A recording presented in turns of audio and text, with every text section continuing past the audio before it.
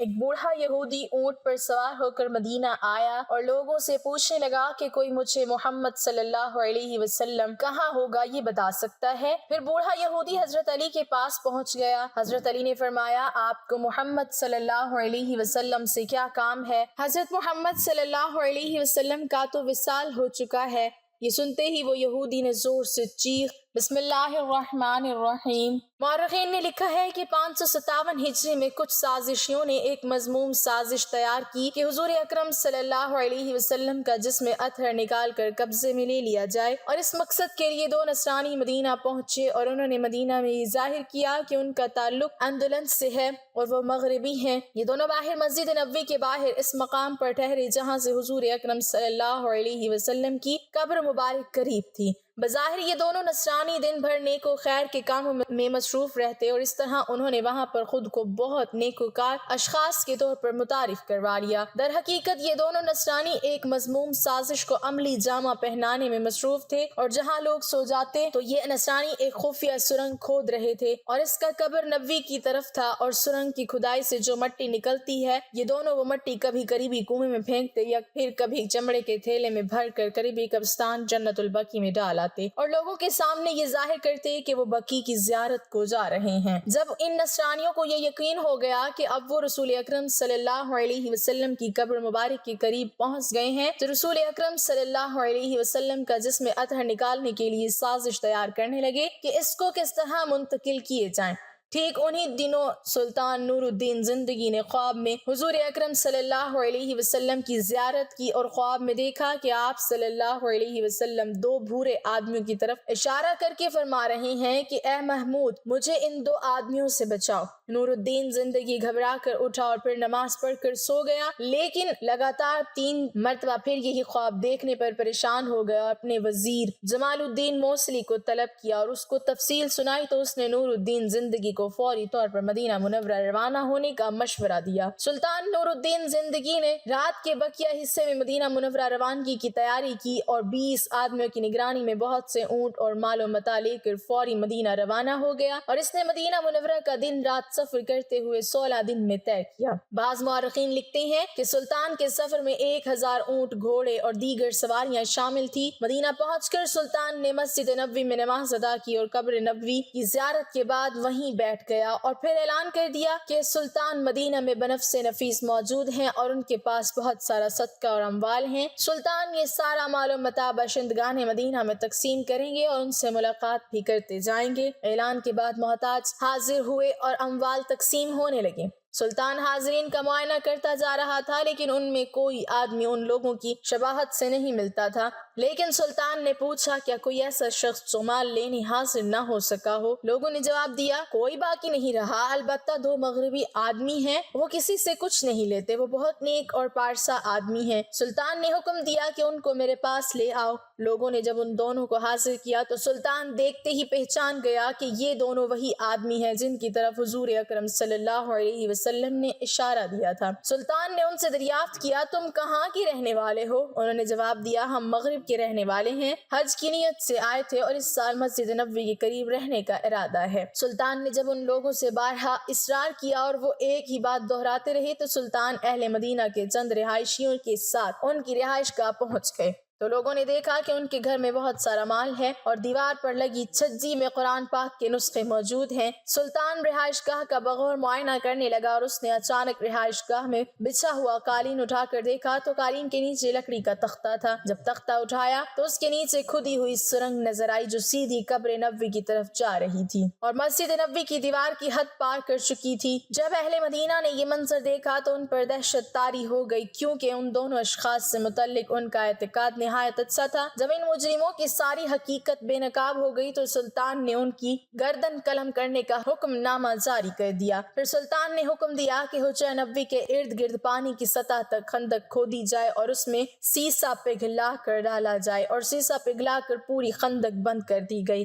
اس کے بعد سلطان مدینے سے رخصت ہو کر شام چلا گیا۔ حضرت عبداللہ بن عباس رضی اللہ تعالیٰ عنہ سے روایت ہے کہ ملک شام میں ایک یہودی رہتا تھا، وہ ہفتے کے دن تورات کی تلاوت کیا کرتا تھا۔ ایک دفعہ تورات کھولی تو اس نے 4 جگہوں پر حضور اکرم صلی اللہ علیہ وسلم کی تعریف و توصیف دیکھی تو یہودی نے وہ جگہ کاٹ کر جلا دی۔ اگلے ہفتے پھر تورات کھولی تو 8 جگہوں پر حضور صلی اللہ علیہ وسلم کی نعت اور وصف کا ذکر پایا، اسے وہاں سے بھی کاٹ کر جلا دیا۔ تیسرے ہفتے تورات کھولی تو یہی ذکر 12 جگہ موجود پایا۔ یہودی یہ سوچنے لگا کہ اگر میں یوں ہی کرتا رہا تو ساری کی ساری تورات اس ذکر سے پر ہو جائے گی۔ اپنے ساتھیوں سے پوچھنے لگا کہ حضرت محمد صلی اللہ علیہ وسلم کون ہے؟ تو انہوں نے جواب دیا کہ تمہارے لیے بہتر یہی ہے کہ نہ تم اسے دیکھو اور نہ وہ تجھے دیکھے۔ یہودی کہنے لگا کہ تورات کی قسم مجھے اس کی زیارت سے نہ روکو۔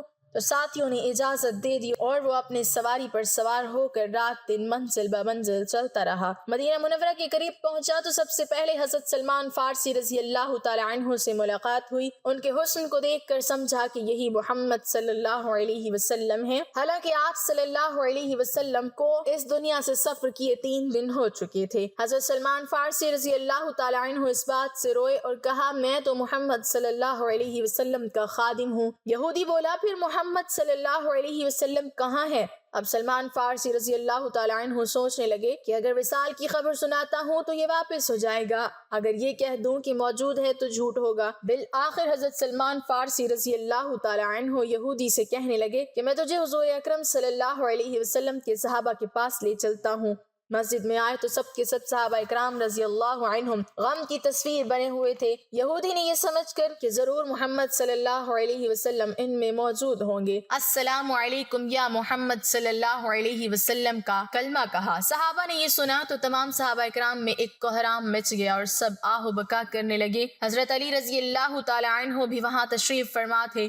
آپ رضی اللہ تعالی عنہ اس سے مخاطب ہو کر فرمانے لگے اے حضور صلی اللہ علیہ وسلم کے بارے میں پوچھنے والے، تجھے آپ صلی اللہ علیہ وسلم سے کیا کام ہے؟ اس نے کہا میں یہودی عالموں میں سے ہوں اور 80 سال سے تورات کا مطالعہ کر رہا ہوں۔ اس میں اللہ تعالیٰ نے بہت سے مقامات پر اپنے نبی محمد صلی اللہ علیہ وسلم کا ذکر بڑی تفصیل سے کیا ہے اور میں اسے ذکر سے متاثر ہو کر آیا ہوں۔ اس نے مزید سلسلہ کلام جاری رکھتے ہوئے کہا اور اب میں آپ صلی اللہ علیہ وسلم کے ہاتھ پر بیعت کرنے حاضر ہوا ہوں۔ حضرت علی رضی اللہ تعالیٰ عنہ نے فرمایا اے اجنبی، شاید تجھے معلوم نہیں کہ حضور صلی اللہ علیہ وسلم کا 3 دن پہلے وصال ہو چکا ہے۔ یہ سن کر وہ یہودی چیخنے لگا کہ ہائے میرا غم، ہائے میرے سفر کی ناکامی، اے کاش میری ماں مجھے نہ جنتی، اور جن ہی دیا تو کاش میں تورات نہ پڑھتا، اور وہ بھی پڑھی تھی تو کاش آپ صلی اللہ علیہ وسلم کی تعریف و توصیف پر نظر نہ پڑتی، اور اگر یہ بھی ہو گیا تو مجھے آپ صلی اللہ علیہ وسلم کی زیارت نصیب ہو جاتی۔ پھر کہنے لگا کہ کیا تم میں سے کوئی ان کی اولاد ہے جو مجھے حضور اکرم صلی اللہ علیہ وسلم کے اوصاف اور حلیہ مبارک کا تعارف کرائے؟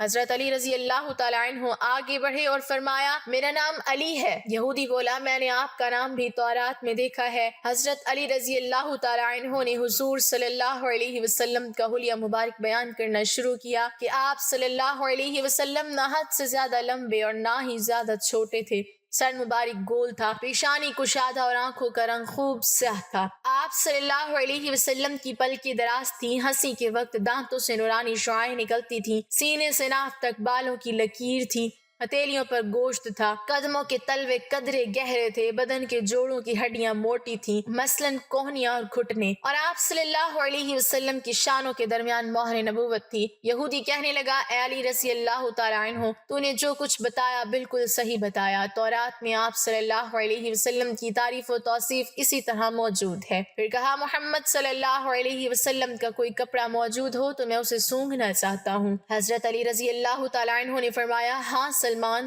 جاؤ اور فاطمہ رضی اللہ تعالیٰ عنہ سے کہو کہ رسول اللہ صلی اللہ علیہ وسلم کا جبہ مبارک ذرا بھیج دیں۔ حضرت سلمان فارسی رضی اللہ تعالیٰ عنہ دروازے پر آئے اور دروازہ کھٹکھٹایا۔ اندر حسن و حسین رضی اللہ عنہما رو رہے تھے۔ حضرت فاطمہ رضی اللہ تعالیٰ عنہ کی آواز آئی یتیموں کا دروازہ کون کھٹکھٹا رہا ہے؟ حضرت سلمان فارسی رضی اللہ تعالیٰ عنہ نے اپنا نام بتایا اور حضرت علی رضی اللہ تعالیٰ عنہ کا پیغام دیا۔ وہ روتے ہوئے بولی میرے ابا کا جبہ مبارک کون پہنے گا؟ حضرت سلمان فارسی رضی اللہ تعالیٰ عنہ نے سارا قصہ سنایا۔ آپ زبہ مبارک نکال کر لے آئیں جو 7 جگہوں سے کھجور کے ریشے سے سلا ہوا تھا۔ حضرت علی رضی اللہ تعالیٰ عنہ نے اسے پکڑ کر سونگھا، پھر دوسرے صحابہ اکرام رضی اللہ عنہم نے سونگھا، پھر یہودی پکڑ کر سونگنے لگا اور کہتا تھا واہ کیسی عمدہ خوشبو ہے۔ پھر اس کے بعد حضور اقدس صلی اللہ علیہ وسلم کی قبر شریف پر حاضر ہوا اور آسمان کی طرف سر اٹھا کر کہنے لگا اے اللہ میں گواہی دیتا ہوں کہ تو واحد یکتا و یگانہ ہے، کائنات تیری نیاز مند ہے اور تو بے نیاز ہے، اور میں یہ بھی گواہی دیتا ہوں اس قبر شریف میں تیرا حبیب صلی اللہ علیہ وسلم ہے، جو کچھ انہوں نے فرمایا ہے میں اس کی تصدیق کرتا ہوں اور ان پر ایمان لاتا ہوں۔ اے اللہ اگر میرا اسلام تیری بارگاہ میں قبول ہے تو میری روح کو ابھی قبض کر لے۔ یہ کہہ کر وہیں گر کر جان دے دی۔ حضرت علی رضی اللہ تعالیٰ عنہ نے اسے غسل دیا اور جنت البقیع میں دفن کر دیا۔ حضرت عبداللہ بن زید رضی اللہ تعالیٰ عنہ کے بارے میں منقول ہے کہ جب انہیں ان کے بیٹے نے حضور صلی اللہ علیہ وسلم کی وصال مبارک کی خبر دی، وہ اس وقت اپنے کھیتوں میں کام کر رہے تھے۔ آپ صلی اللہ علیہ وسلم کے وصال کی خبر سن کر غمزدہ ہو گئے اور بارگاہ الہی میں ہاتھ اٹھا کر یہ دعا کی اے میرے اللہ میری آنکھوں کی بینائی اب ختم کر دے تاکہ میں اپنے محبوب محمد صلی اللہ علیہ وسلم کے بعد کسی دوسرے کو دیکھ ہی نہ سکوں۔ اللہ تعالیٰ نے اسی وقت ان کی دعا قبول فرما لی۔ اللہ پاک ہمیں بہتر عمل کرنے کی توفیق عطا فرمائے اور ہمیں دین کی دولت سے مالا مال فرمائے، آمین۔ ناظرین کمنٹ باکس میں اللہ تعالیٰ کے 99 ناموں میں سے ایک نام ضرور ٹائپ کریں۔